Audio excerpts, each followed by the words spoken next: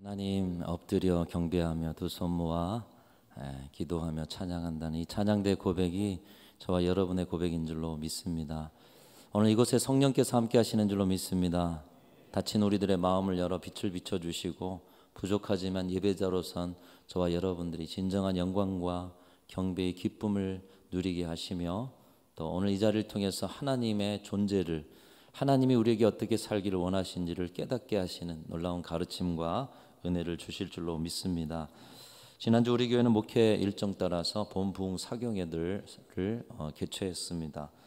해마다 두 번의 부흥 사경회를 해왔는데 이제 5년 차가 되는 과정 속에서 특별히 봄 부흥 사경회에 제주 성안교회 류정길 목사님을 모시고 함께 말씀을 나눴습니다.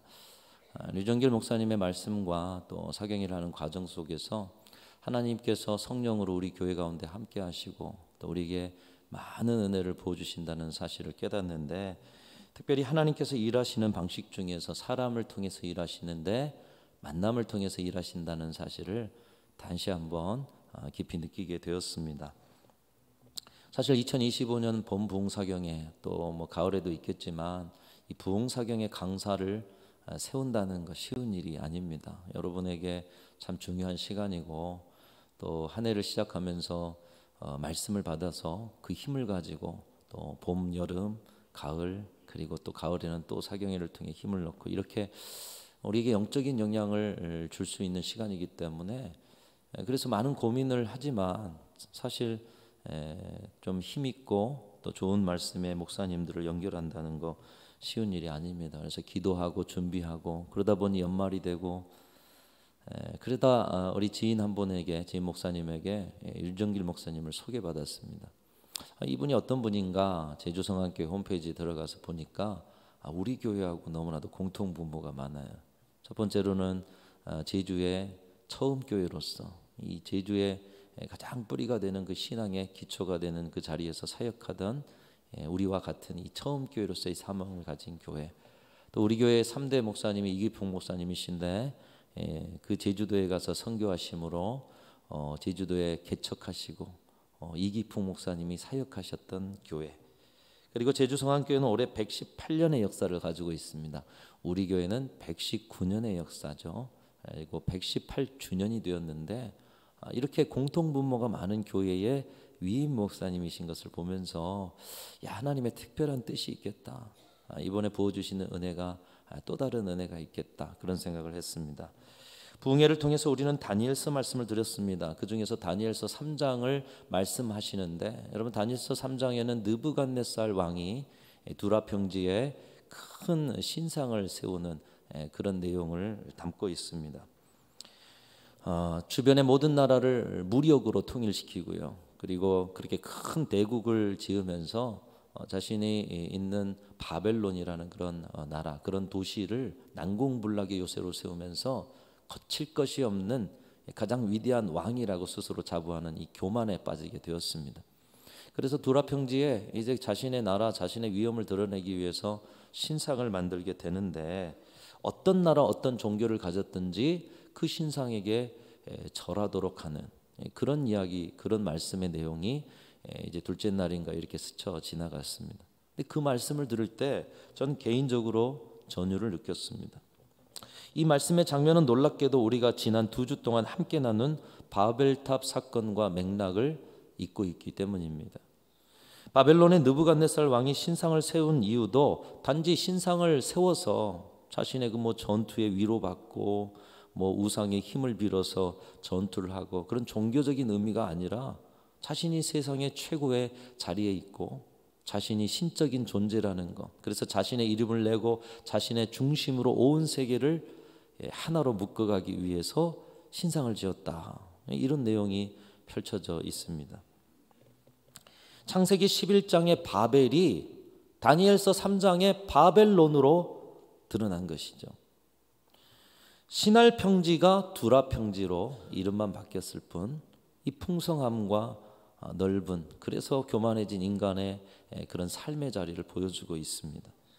창세기 11장의 바벨탑이 다니엘서 3장의 큰 우상이 되고 이것들이 목표하는 바는 동일하게 그들의 이름을 내고 그들 중심의 나라를 세워가는 것임을 이 두 사건이 보여주고 있습니다. 그리고 그 결과도 하나님께서 언어를 흩으셔서 언어의 혼잡함이 있듯이 느부갓네살 왕을 통해서도 세상이 소란스러워지는 같은 결과를 드러내고 있습니다. 저는 2주간 함께 나누온 말씀의 맥락이 부흥사경회를 통해서 나누어짐을 통해 우리 하나님은 참으로 오묘하게 역사하시는구나, 우리 교회를 향한 이 말씀의 영적 흐름, 또 우리 교회를 향한 하나님의 이끄심의 과정 속에서 이 부흥에도 주시고 계시고 만남도 이끌어 주시고 또 이 다음을 바라보게 하시는구나, 이 영적 흐름이 있음을 발견하게 되었습니다. 더더군다나 이번 부흥회를 통해서 다니엘의 기도 생활에 대한 말씀을 3일 내내 기도에 대한 이야기를 했다고 해도 과언이 아니에요. 이 기도에 대해서 강력하게 기도의 자리를 회복하라. 우리의 본업은, 우리의 영적 복음론은 기도다라는 그런 말씀을 여러분 들으셨을 것입니다. 나라가 패망했습니다. 어린 시절 바벨론의 포로로 끌려갔습니다. 다행히 왕궁에서 잘 길러지는 왕의 진미를 먹고 또 왕의 보호를 받으면서 최고의 지식으로 길러지는, 나라가 어떻게 됐든 자신의 삶에 안정이 되니 바벨론 사람으로 살아가면 되었지 않겠습니까?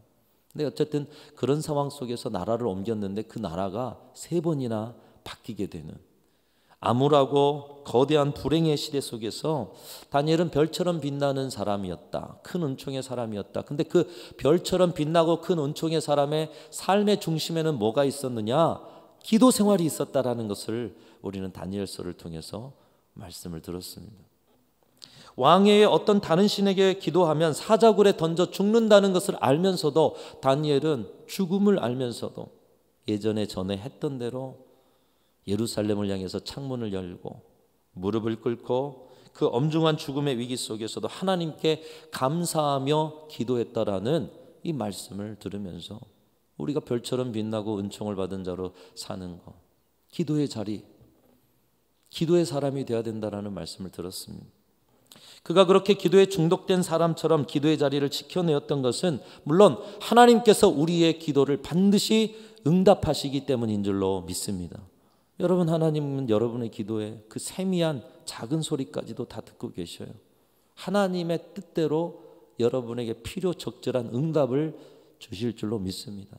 근데 다니엘이 그렇게 기도했던 것은 물론 하나님의 응답하심을 믿었지만 자신의 이 기도의 자리에서 하나님 아버지의 마음을 알고 자신의 인생을 품어내고 계시는 하나님과의 연합과 신비를 다른 어떤 것에도 빼앗기지 않겠다라는 그 신비의 즐거움을 자신의 생명과도 바꾸는 그 기도의 참맛을 아는 사람이 다니엘이었기 때문이다. 이 말씀을 우리가 들었습니다. 이 다니엘의 기도를 보면서 이 기도가 2025년 우리 교회의 영성훈련의 방향과 일치함을 보면서 저는 깜짝 놀라게 되었습니다. 이제 곧 사순절입니다. 2주 후면. 이번에는 사순절이 좀 빨리 돌아오는 그런 해가 되었습니다. 그래서 3월 첫 주부터 이제 제수요일로 해가지고 사순절이 시작되는데, 여러분 이번 사순절에는 우리가 영적 실천의 일에 있어서 기도에 초점을 맞추려고 저는 준비하고 있었습니다. 그것은 올해 주제가 성령의 능력으로 부흥하는 교회예요. 특별히 이제 2년 남은 120주년, 그리고 그 이후에 우리 교회가 어떻게 더 힘있게 달려갈 수 있겠는가. 그것은 성령의 충만, 성령이 이끄시는 부흥으로 나아갈 때만 가능한 것임을 알고 성령을 붙들고 기도하라는 것이 하나님의 명령으로 올해 주제로 주어졌기 때문인 것입니다. 그래서 1월에는 특별 새벽 기도회를 통해 성령에 대해서 배우고 기도하였고, 이제 다가오는 사순절인 3월, 4월에는 하루 24시간 성령의 이끄심을 통해 살아가고 예수님과 동행하는 삶을 살아가는 그런 기도의 훈련을 하고자 준비하고 있었습니다. 또 지금 중보기도팀이 중보사역을 위해서 탐방도 하고 기도로 준비하고 있는데요. 연중에는 중보기도학교 그리고 중보기도 사역을 시작하게 될 것이라고 믿습니다. 특별히 사순절 매일 기도 훈련을 통해서 예수님과 가장 가깝고 친밀한 신앙의 기쁨을 체험하고 매 순간 예수님과 함께 동행하고 성령의 이끄심에 동행하는 삶을 살아갈 수 있는 저와 여러분들이 다 되실 수 있기를 주님의 이름으로 축원합니다. 여러분, 거센 세상의 도전과 유혹에 무엇으로 이길 수가 있어요? 기도의 저력을 가질 때만 이길 수 있는 것이에요. 다니엘처럼 어떤 상황 가운데도 타협하지 않고 우리 하나님과의 만남이 우선인 기도의 저력을 가진 성도, 기도의 불이 꺼지지 않는 교회, 그래서 성령의 이끄심 가운데 그 성령의 이끄시는 영적 흐름에 모든 것을 맡기고 나아갈 때 성령께서 주시는 생명의 역사, 놀라운 부흥의 역사를 경험하는 교회와 성도가 되어지게 될 줄로 믿습니다. 그것이 우리가 가장 바라봐야 할 것이고 오늘 우리가 준비하고 살아내야 할 삶인 것이죠. 기도가 삶이 되어야 한다라는 것입니다. 이런 과정 중에 있었는데 이번 부흥회를 통해서 3일 내내 기도에 대해서 말씀하시는 거예요. 우리 교회와 공통 부모도 있고 또 가정 가운데 바벨이라는 바벨론과 연결될 점도 있고 기도에 대해서 말씀하시고 이것은 성령께서 우리 교회 가운데 주신 영적인 흐름을 다시 한번 인증하시는 과정이 아니었나. 여러분, 저와 같은 믿음으로 성령의 이끄심과 주시는 영적 흐름에 여러분의 인생과 우리 교회의 모든 사역을 실어서 성령이 주시는 놀라운 부흥을 경험하는 우리 순천 중앙교회가 되실 수 있기를 주님의 이름으로 축원합니다. 무슨 일에든지 이렇게 흐름을 타는 것, 좋은 흐름, 바른 흐름은 함께 몸을 실어서 함께 타고 함께 몸을 맡기는 그 삶이 중요한 것을 우리는 우리의 생애 속에서도 볼 수가 있습니다. 여러분, 몇 해 전에 잘 되던 사업이 지금은 안 되신다라면 혹시 흐름이 바뀌었는데 여전히 과거의 흐름으로 사업을 하고 계시는 것은 아닌가 점검해 보아야 되지 않겠습니까?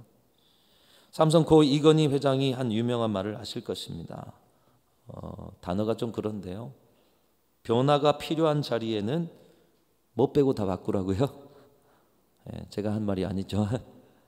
우리 아내 되시는 분들 빼고는, 사랑하는 아내 빼고는 다 바꿀 정도로 세상의 변화의 흐름에 온 사업의 중심을 집중시키지 않으면 언젠가는 그 흐름에 실지 못한 사업장은 도태되게 될 것이라는 거예요.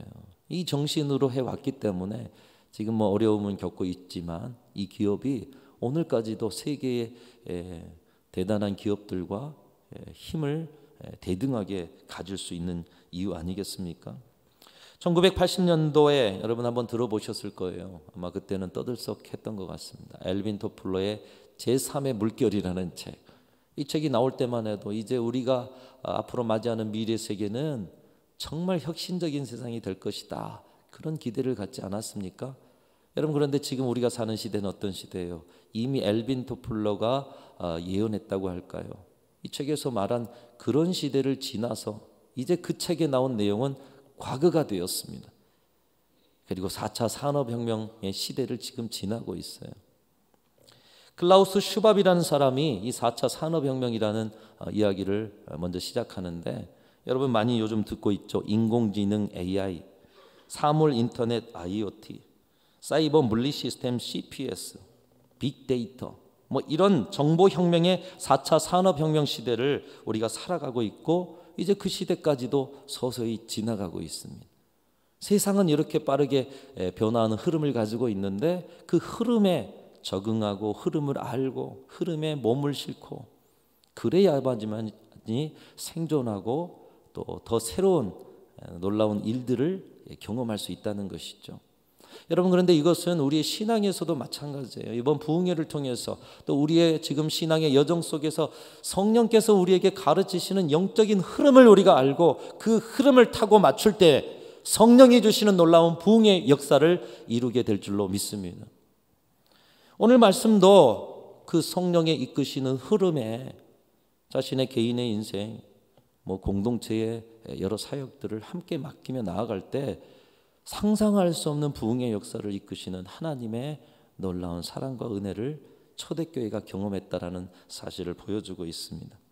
초대교회는 어떻게 성령의 영적 흐름에 그들의 삶을 맡기며 놀라운 은혜를 경험할 수 있었습니까? 첫 번째로 그들은 개개인의 삶을 이끄시는 성령의 흐름을 깨닫고 그 성령의 흐름에 맡김으로 개개인의 삶 속에서도 상상할 수 없는 하나님의 은혜를 입었습니다. 오늘 말씀 내용 여러분 읽어보셨죠? 초대교회를 핍박했던 사도 사울이란 사람. 근데 그 사울이란 사람이 예수님으로 거꾸로져 가지고 예수 믿는 사람이 되었대요. 근데 교회에 그 사람이 들어오려고 하다 보니 교회가 그 사람을 받기가 쉽지 않은 거예요. 근데 결국 그 사람을 받아들이고 그것을 통해서 또 다른 새로운 역사가 본문 이후에 나타나는 것을 보여주고 있습니다. 여러분, 사도 바울은 어떤 사람이었습니까? 그가 사울이었을 때 그는 극단적 율법주의자였습니다. 교회를 핍박했습니다. 예수 믿는 자들을 잡아 가두었습니다. 그들은 옳지 않은 길을 간다라고 그는 믿었고 그 믿음대로 예수를 핍박하는 자로 섰습니다. 즉 오늘 말씀에 빗대어 본다면 하나님과 상관없는 당시의 잘못된 지식과 권력의 흐름을 따르던 사람이었다라는 것입니다. 그런데 예수님께서는 그런 그를 택하십니다. 그리고 강력한 성령의 역사를 통해서 다메섹에서 거꾸로 들이십니다. 그의 지식과 고집이 누군가의 전도로 누군가의 설득으로 꺾이지 않으니 그를 직접 나서셔서 예수께서 그를 꺾어내신 것입니다. 여러분, 요즘에 TV를 보면은 아이들 상담하는 프로그램들이 많습니다. 네, 그 중에 대표적인 상담사라고 해야 될까요? 박사님이 있는데 아마 한 번 정도는 여러분 보셨을 거예요. 오은영 박사님이라는 분. 우연히 TV를 보다가 그분이 이제 인도하는 그런 프로그램 속에서 고집스러운 한 아이를 이렇게 좀 고쳐내는 과정을 보았습니다. 한 7살 정도 되어 보이는 그 아이인데요. 워낙 고집스럽고 소리 지르고 뭐 엄마 대들고 때리고 저런 아이를 어떻게 새롭게 할 수 있을까? 그 과정은 엄청난 고통일 거예요. 이 아이가 앞으로 자라서 또 어떤 삶을 살아갈 수 있을까? 부모는 눈물을 흘리고 어찌할 수 없는데 여러 가지 이제 훈육의 과정 영상을 본 다음에 실제적으로 훈육을 하는데 다리 사이 아이를 꽉 끼는 거예요. 그러더니 아이가 못 움직이게 되니까 뭐 때리기도 하고 소리치기도 하고 무언가 지시하는 내용을 따르도록 요청하는데 떼쓰며 거부하다가 한 2시간 정도 지나니까 이 아이가 고집을 꺾고 순한 아이가 되는 장면을 보았습니다. 여러분도 보셨을 거예요. 보면서 저 어린아이의 잘못된 습관을 꺾어내는데도 저렇게 힘든데 다 큰 성인들이, 다 큰 어른들이 자신을 버리고 새 사람이 된다는 거, 이건 기적이 아니고 있을 수가 없는 일 아니겠습니까? 여러분, 사울만 아니라 저와 여러분도 기적을 경험한 사람들인 줄로 믿습니다. 우리 자신의 고집스러움을 누가 알아요? 우리 자신이 알잖아요. 여러분, 세상에서 어떻게 보면 가장 착하고 선한 사람처럼 느껴지기도 하지만 여러분이 깊은 성령의 충만한 가운데 자신을 볼 때 세상에서 가장 죄인이요, 세상에서 가장 고집스러운 우리 자신 아니겠어요? 근데 그런 우리를 꺾으셔서 오늘도 하나님의 자녀로, 하나님을 예배하는 자로, 성령의 이끄심에 순종하는 자로 세워주심이 기적인 줄로 믿습니다. 기적을 경험하고 있는 거예요. 여러분, 그렇게 성인을 꺾어낸다는 것, 사람의 방법으로는 쉽지 않아요. 그런데 지식적으로 뛰어납니다. 열정적으로 둘째가라면 서럽습니다. 자신의 젊음을 겁니다. 예수 믿는 사람들을 잡아가두다가 스데반까지도 죽인 사울 아니었습니까? 그를 꺾어낸다는 거 쉬운 일 아니에요. 오히려 예수님을 반대하는 큰 흐름을 만들어 죄악의 거센 물결을 만들어내는 사람이 사울이었어요. 그런데 그를 꺾어서 성령이 이끄시는 흐름에 동참케 하십니다. 거대한 쓰나미로 그를 덮쳐서 그의 인생의 물길의 길을 바꾸신 분이 우리 예수님이십니다. 사도 바울 자신에게는 얼마나 큰 은혜입니까? 감사하게도 우리가 그 은혜를 받은 사람들이라는 거예요. 여러분, 성령의 흐름에 순종하면서 상상할 수 없는 하나님의 그 은총을 누리는 길에 있어서 여러분 개인적으로 주시는 이 영적인 흐름이 있어요. 그 흐름을 발견하고 깨닫고 그것에 순응하고 그 흐름과 함께 하시면서 주님이 여러분의 인생 신앙에 주시는 놀라운 부흥의 역사를 경험하실 수 있기를 주님의 이름으로 축원합니다. 우리 초대교회가 은혜를 경험했던 것 첫 번째로 개인에게 주신 영적 흐름을 깨닫고 그 흐름에 순종했다라는 거예요. 두 번째로 그들은 그들의 관계 안에 주신 성령의 흐름을 깨닫고 그 흐름에 인생을 맡김으로 상상할 수 없는 역사를 경험하게 됩니다. 이 예수님으로 변화된 사울이 이제 교회로 들어가고 싶어 하죠. 제자들도 만나고 싶어 하고, 내가 만난 예수, 또 저들이 만난 예수님 함께 이야기하고 싶어 하죠. 우리가 복음에 처음에 이렇게 변화되었을 때 예수 믿는 사람들과 이야기하는 게 그렇게 즐겁잖아요. 사울이 그 마음이었어요. 그렇게 교회에 들어오려고 하는데 성도들은 그를 쉽게 받아들일 수가 없었습니다. 여러분, 아무리 그를 변화시키려고 그가 변화되었다고 해도 얼마 전까지는 자신을 핍박하던 사람, 교회를 핍박하던 사람, 스데반을 죽이는데 앞장섰던 사람, 그를 하루아침에 형제로 받아들인다는 것 쉬운 일이 아니지 않습니까? 오히려 교회의 원수입니다. 스데반의 원수예요. 예수님의 원수라고까지 생각을 할 수 있습니다. 이 사람이 무언가 일이 잘못되어 가지고 처단된다면 오히려 하나님 앞에 감사하면서, 그래, 하나님은 정말 살아계시는구나, 공의의 하나님이시구나, 교회를 핍박하고 예수 핍박하는 자를 가만두시지 않으시는구나, 하나님이 우리에게 승리를 주셨구나, 이렇게 선포할 만한 사람인데 그가 예수님의 은혜를 입고 예수 믿고 예수 전하는 자가 되었으니, 여러분, 이것을 믿을 수 있겠습니까? 그를 용서해야 된다는데 용서가 됩니까? 그래, 용서는 할 수 있어. 그런데 그를 교회 안에 들여서 같이 얼굴 보고 살아갈 수는 없어. 여러분, 그들에겐 얼마나 큰 갈등이고 고민이었겠어요. 쉬운 일이었겠습니까? 그런데 그들이 이것을 해냅니다. 그들을 이끄시는 성령의 역사와 흐름에 순종한 것이에요. 그 중심에 성령의 사람 바나바가 있었다는 것이. 여러분, 저와 여러분도 우리 교회 안에서나 여러분 모든 관계 안에서 성령의 사람 바나바가 되실 수 있기를 주님의 이름으로 축원합니다.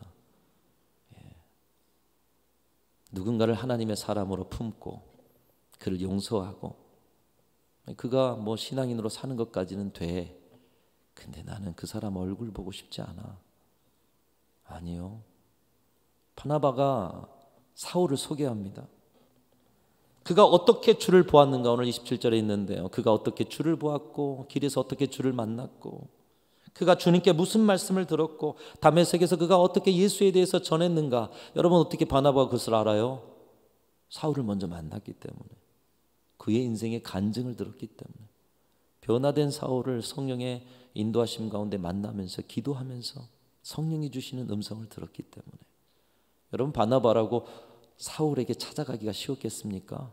그가 연기를 해서 올무에 걸리게 하려고, 그렇다고 한다면 죽은 목숨 아니겠어요? 생명 걸고 찾아간 거예요. 사울을 만나고 대화하고 그의 회심과 변화의 간증을 듣고 성령으로 기도함으로 이 교회 안의 모든 관계에 화목하게 하는 직책을 감당했습니다. 사랑하는 성도 여러분, 여러분을 통해서 모든 관계가 아름다운 관계, 화목한 관계로 세워지는 은혜가 있으시기를 주님의 이름으로 축원합니다. 이 성령이 이끄시는 흐름 가운데 이것이 너무나 절실한 거예요. 그리고 이것을 해내고 이루었던 초대교회에 어떤 은혜를 주셨는가, 오늘 31절 우리에게 주실 은혜를 소망하면서 같이 읽겠습니다. 31절 시작. 그리하여 온 유대와 갈릴리와 사마리아 교회가 평안하여 든든히 서가고 주를 경외함과 성령의 위로로 진행하여 수가 더 많아지니라. 아멘. 우리의 관계적 삶을 이끄시는 성령의 흐름에 함께할 때에 성령께서는 그 모든 관계 안에 상상할 수 없는 하나님의 은혜를 부어주시는 줄로 믿습니다. 사랑하는 성도 여러분, 여러분의 인생에, 여러분의 가정과 삶의 자리에, 교회 안에, 직장 안에 사울처럼 원수 같고 용서는 해도 보면서 함께 살 수 없을 정도의 사람들까지도 품어 안게 하시는 성령의 영적 흐름이 있으십니까? 성령이 하나 되게 하시는 영적 흐름에 동참하는 데까지 나아가셔서 상상할 수 없는 하나님의 역사를 체험하실 수 있기를 주님의 이름으로 축원합니다. 두 번째로 그렇습니다. 우리 관계 안에 영적 흐름을 발견하셔야 되는 거예요. 그리고 그것에 순종하셔야 하는 것입니다. 세 번째로 우리 교회 공동체 안에 주신 성령의 흐름을 깨닫고 그 흐름에 인생을, 신앙을 맡기며 살아갈 때 상상할 수 없는 하나님의 은혜를 누리게 될 줄로 믿습니다. 오늘 말씀 이후 보면 이방인 고넬료 집에서 일어났던 성령 충만의 역사를 보여주고 있어요. 여러분, 마가의 다락방에, 그 예루살렘 마가의 다락방에 성령 충만 받은 제자들과 또 120명의 성도들, 이들의 마음속에는 이때까지도, 오늘 본문 이전까지도, 오늘 본문까지도지요, 성령의 임재는 유대인에게만 있는 것으로 알았어요. 예수님은 유대인들의 왕인 것만으로 알았어요. 그런데 오늘 본문 이후에 이방인 고넬료의 집에 마가의 다락방과 동일한 성령 충만의 역사가 임합니다. 처음에는 이것을 인정하지 못했다가 예루살렘 공의회가 열리게 되고, 이것이 도대체 어떻게 된 일인가, 이방인에게 복음을 전하는 게 맞는가, 한마디로 하면 교단 총회가 열린 거예요. 이게 맞나, 이게 이단 아닌가. 근데 그 자리에서 베드로가 환상 가운데 주신 주님의 말씀을 전합니다. 하나님이 깨끗하다고 하신 것을 사람이 더럽다고 할 수 없다.